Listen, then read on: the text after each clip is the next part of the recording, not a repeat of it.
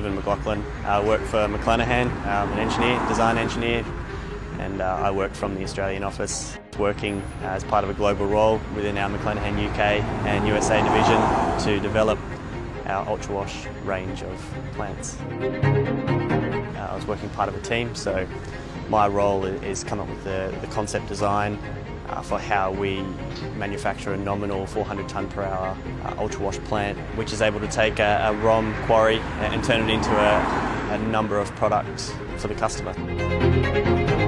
The configuration itself is achieved by having commonality between modules, and that's all been designed from the beginning, such that even if your process requirements change throughout your operating lifetime, you can modify the plant to suit to get the outcome that you need.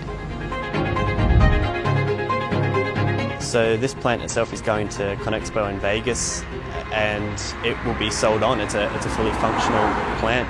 So within the plant design, we've tried to incorporate what we see as the customer's primary focus or primary areas of concern. This relates largely to how they process, operate and maintain the equipment. It's easy for an OEM to build a plant that can go together and do the job. It's much harder for an OEM to then consider a full life cycle when you're particularly concerned about maintenance. How do you access every single part of the plant that requires maintenance? How do you make adjustments to the plant on the fly to improve your processing outcome?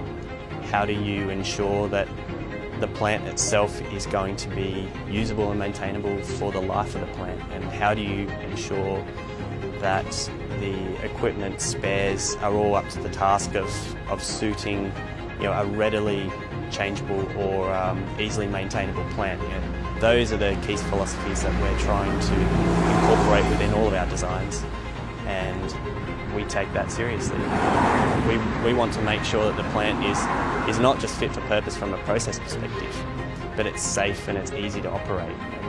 We understand that mining and quarrying requires large heavy parts, and those parts need to be moved and handled and maintained. So there's an obvious focus on OH&S or WHS in terms of how you approach that, how you do it safely, how you do it quickly, and how you can efficiently achieve all of those goals to get you back up and running with the minimum downtime.